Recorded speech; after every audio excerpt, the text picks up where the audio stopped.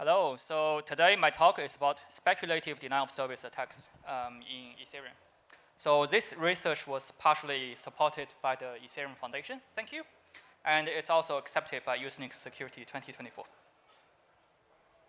Okay, so when we think about the Ethereum blockchain, when we think about transactions, right? Transactions basically is a program which executes arbitrary code. And each unit of computation is measured in gas, right? For example, add operation will cost 3 units of gas. A multiplication will cost 5 units of gas, right? And once a transaction is mined, transaction fees per gas unit is consumed, right? A transaction can also revert, meaning it's gonna roll back to the state changes. And reverted transactions do not pay transaction fees. And reverse transactions do also pay transaction fees. This is to prevent denial of service attacks. So basically, you don't want others to execute your transaction for free, right? You charge a little bit of like gas price to actually compensate these nodes for the execution. So is this enough? Right. I think the key of this talk is you cannot pay transaction fees for transactions that cannot be included in blocks. There are many reasons why a transaction will not be included in a block. For example, the account do not have enough Ether to pay the transaction fees. For example, it can be a nonce issue, right? So you issued a transaction at nonce 10, and somehow the nonce 9 transaction is missing. Then you cannot include the transaction in the blockchain. Okay, so in this talk, I'm gonna focus on something less, like not very frequently talked in the community, which is censorship. Censorship can also cause DOS attacks. So in the DeFi space, where can censorship happen? It can happen in the application layer. For example, if you hold USDT tokens, there is a blacklist functionality in the USDT token. So if they want to sanction you, they can, right? Like it can also be in the consensus layer or the network layer, right? For example. They're like flashbots, for example, they follow the OFAC sanction rules. They do not accept transactions which involves Tornado Cash services, right? So censorship can happen in the entire transaction order flow, right? So once a user issues a transaction to the P2P layer, it goes through the so-called proposer-builder separation systems. The searchers can collect transactions from the mempool and also sends the transaction to the builders, and builders sends the transaction to relayers, and finally into the proposers, right? So censorship can happen on any of these components in the transaction order flow. Okay, so a little bit of details on what are the OFAC sanction rules. So this there's a specially designated nations on the blocked list, a person's list, SDN list. So basically, whatever the US OFAC thinks the money is not clean, they will put them onto this SDN list. Currently, there are about 100 plus Ethereum addresses on the list, and 90 of them are like Tornado Cash addresses. Right. So sanction can cause a significant impact on how blocks are mined, right? This is a research we have done recently. On the x-axis, you have the time frame from 2022 July to 2022 September. And the TC sanction rules were introduced on the orange line here in August, right? You can observe that after the sanction rules of TC has been introduced, the number of uncensored blocks goes to almost 0, right? So this can cause a significant impact on the blockchain network. For more recent censorship data, I recommend you to check out Tony's paper. This is accepted by 2024, and Tony also built a dashboard here showing how many validators are censoring transactions, how many relayers are censoring transactions, etc. So for example, for here, roughly 9% of the validators are doing censoring work. Anyone has any idea why like builders care more about censorship?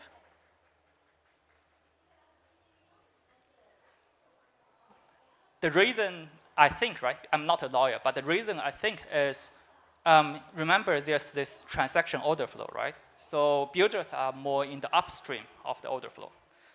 So I suspect that the builders will take more responsibility if they put a TC transaction into the block. That's why they care a little bit more than the relayers and validators. We also did a little bit of measurement work on the censorship. So censorship can cause some confirmation delay. The average inclusion delay for TC transactions in August was 15 seconds. And in November, it has increased to 29 seconds, right? So the focus of this talk will be on the denial of service vectors of the censorship. So just a recap, right? So what can happen here is actors typically speculatively invest computational resources in transactions, right? So when building a block, they execute all the transactions they receive, and sometimes like transactions will not be packed into the block, right? So for example, here this block has like 4 transactions. If this block builder thinks this transaction star is more profitable, then the builder will add this transaction into the block and kick out some other transaction. And you do not need to pay transaction fee for this dropped transaction, right? In the paper, we worked on 3 different forms of the DOS attacks. In this talk, I'm only gonna focus on one of the attacks, which is the conditional exhaust. I will skip the other 2, but I highly recommend you to check out our paper if you are interested on the other 2 DOS vectors.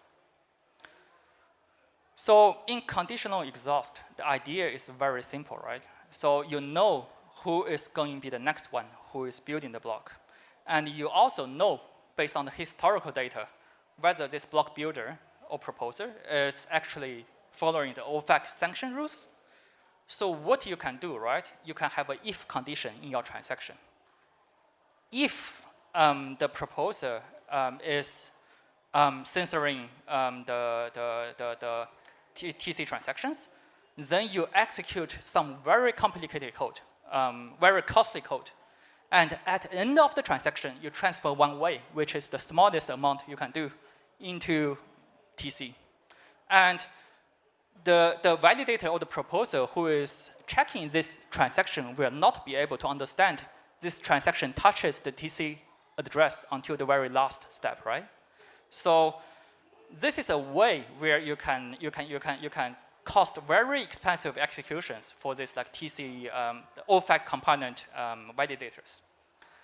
If the proposer is not censoring, what you can do is to just execute a very simple code. So you can have this if condition in the transaction.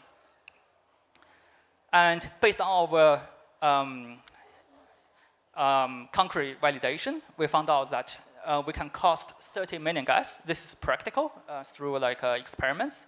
We can cost 30 million gas in this complex code, and only 23K gas in the simple case, right?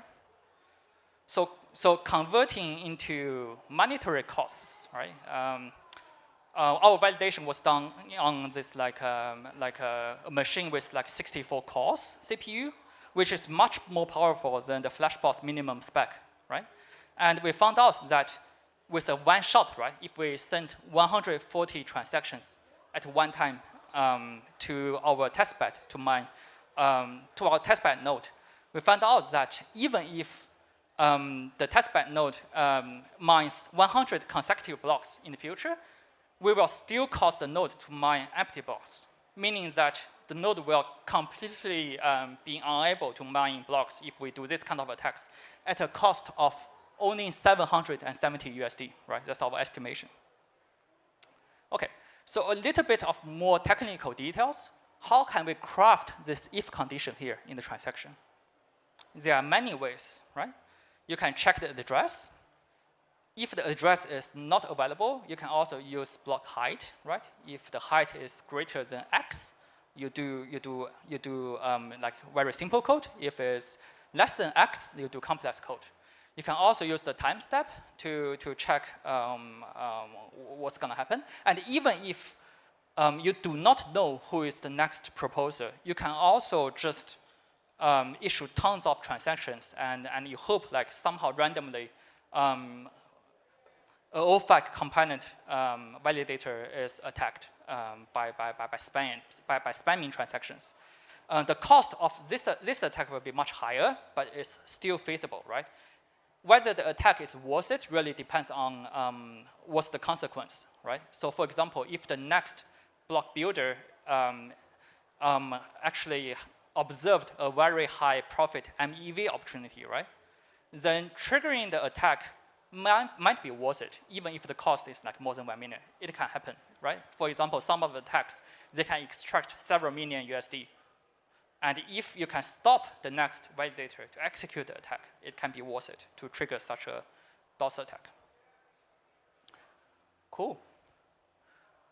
So, so here comes like kind of the conclusion, like call to arms. In Ethereum, like future proposal duties are known in advance, which open up this this attack vector, right?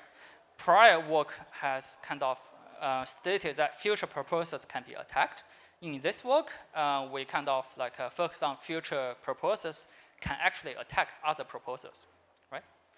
And we just hope that there will be more students to work on such an exciting topic, so so we can try to mitigate all this kind of like weird attacks on the P2P layer in the future. Yeah, that's it. Thanks a lot. And also, please allow me to do a shameless plug for myself. I will probably start a lecture position at the University of Sydney in the future. So if any of you is interested in doing a PhD with me, please contact me. Thank you.